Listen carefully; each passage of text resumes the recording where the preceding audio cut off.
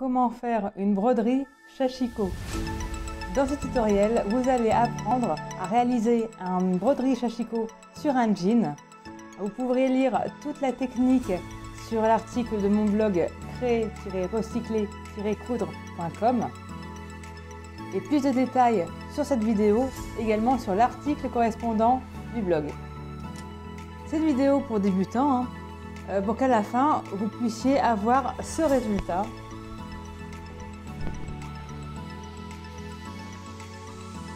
Voilà. Tout ça en 3 points.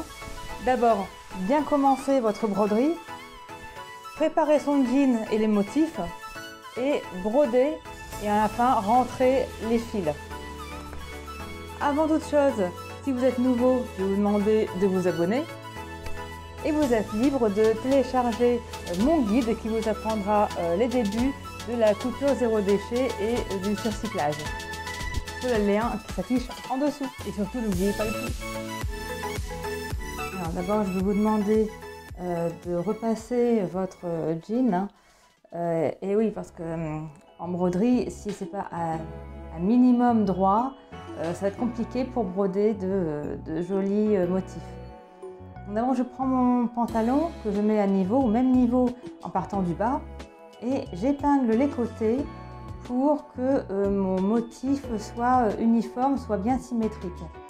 Alors bien sûr, vous faites comme vous souhaitez, on peut ne pas faire de symétrie, il n'y a aucun souci. Je vais préparer mon quadrillage. Alors pour ça, j'utilise mon réglé et non seulement pour tracer des traits droits, mais aussi pour la largeur de mon quadrillage. Ça fait à peu près 1 cm. Je fais ça sur toute la zone que je veux broder. Et pour avoir un motif bien symétrique, je continue le trait avec une règle plus longue.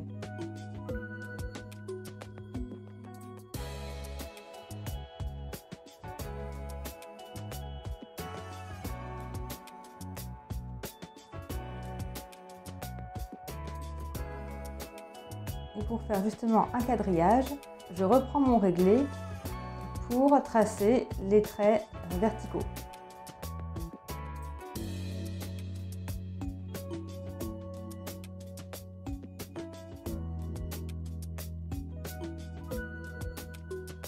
Bien parallèle à la couture du pantalon.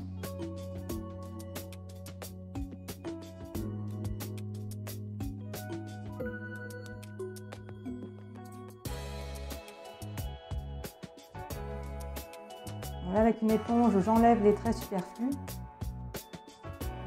Comme ça, je vois mieux où je veux coudre. Aussi, pour le choix de l'aiguille, vous pouvez soit prendre une aiguille à repriser, ou soit une aiguille que j'utilise moi pour coudre mes gilets en laine. Le motif,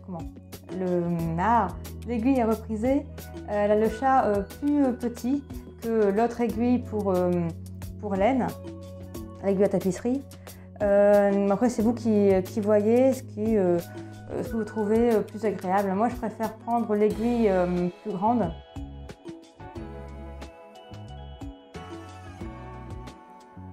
Voilà, mettez un carton assez épais dans le pantalon, sinon vous allez broder sur les 2 épaisseurs du pantalon, ce qui serait dommage parce qu'on aimerait quand même remettre le pantalon. Alors ici, j'ai marqué les milieux du quadrillage pour faire plus de traits horizontaux en fait.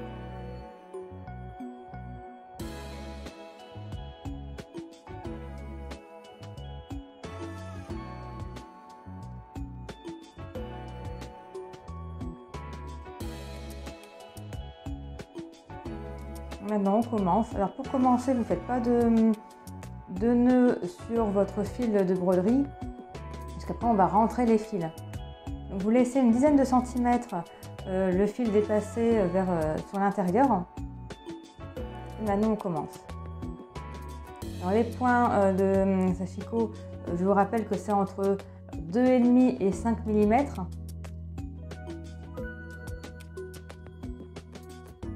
globalement de la taille d'un grain de riz.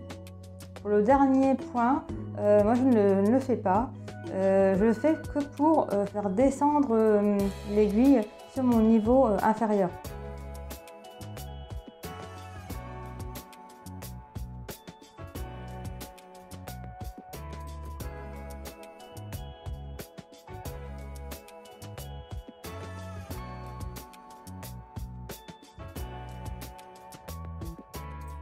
Comme je suis droitière, je couds de droite à gauche. C'est pour ça que je retourne ma jambe de pantalon.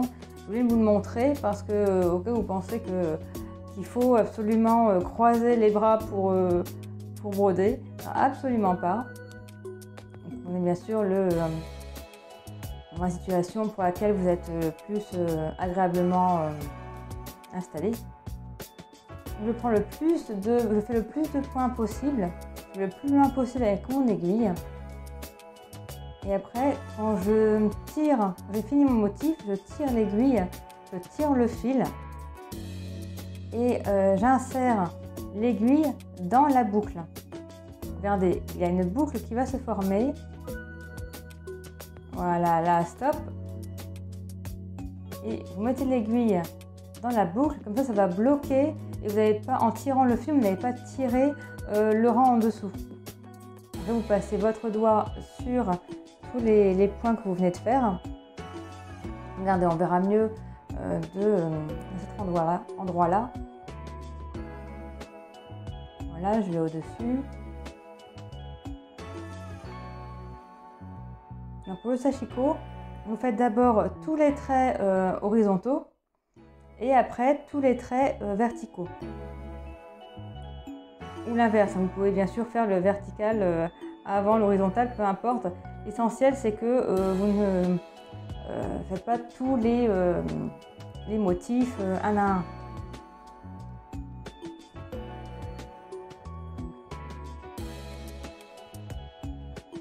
Moi j'ai choisi un motif avec on fait 3 petits points, on laisse un espace, on refait 3 petits points et on ne fait pas sur tous les mêmes carrés. On voit qu'il y a vraiment une symétrie.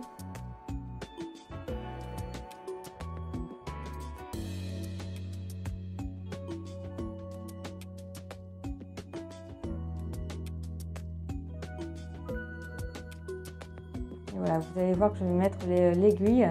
Je vais bien passer mon doigt sur le motif.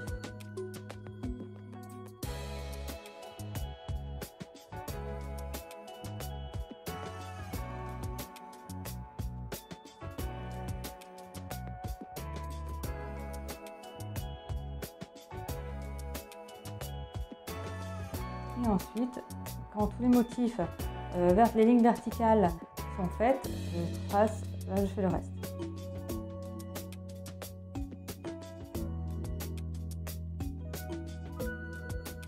On va recommencer, ligne par ligne. Alors là, je recommence bien parce qu'en fait, à chaque fois, je prends que le fil qui est clair. Vous voyez, le jean, il y a des fils clairs et des fils foncés.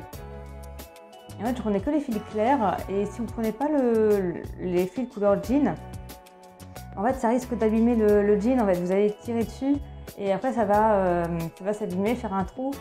Et ça, si vous prenez le fil de trame, c'est pas conseillé. Donc, vous allez encore abîmer votre motif, qui est dommage. Parce que quand on fait du sashiko, c'est surtout pour renforcer les endroits abîmés du jean. Et là, je vous montre le petit motif que je voulais faire au-dessus. En fait, je pique 2 fois mon aiguille et je laisse un espace. Je pique 2 fois et je fais un espace. Et sur la ligne qui va suivre, en fait, je décale l'endroit où je fais l'espace. J'ai fait 2 points, un espace. Et sur le motif qui suit, sur la ligne qui suit, je fais un trait, un espace. Et après 2 traits, un espace.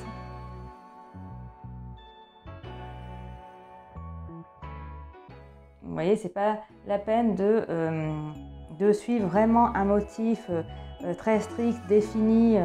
Pour commencer, vous pouvez absolument faire ce que vous souhaitez. même des traits, des lignes droites en fait.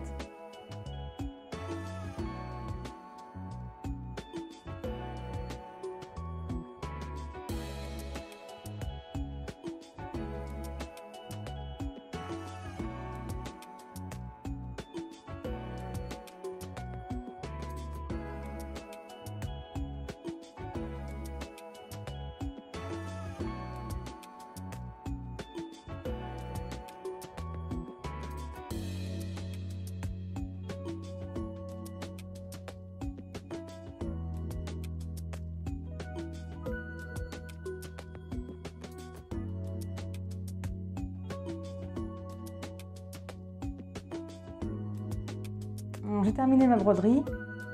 Je laisse, vous voyez, 10 cm de fil avant de couper.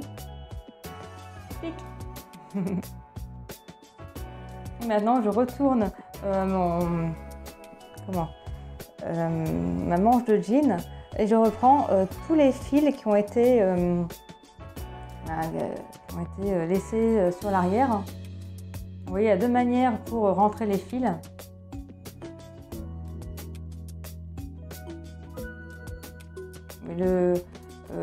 Le principe, c'est que vous faites passer le fil, les 10 cm de fil qui restent, dans les petits points que vous venez de faire.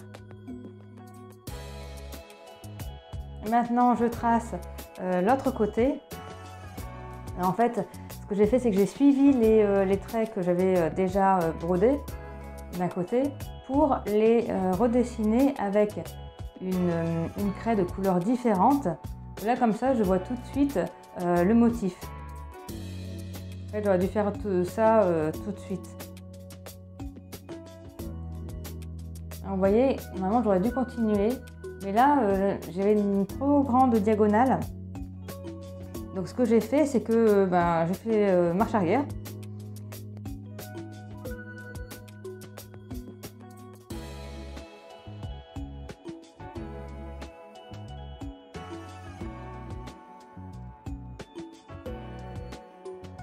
Et voilà mes petits points de grainerie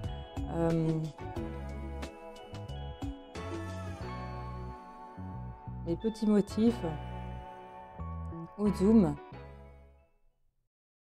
Et voilà le jean porté. Alors vous voyez, le regard est attiré par les motifs et on voit plus du tout ce qui est abîmé. Et en plus, c'est décoratif. Vous trouverez tout le détail sur mon blog créer-recycler-coudre.com et moi je vous dis à très vite. Ciao!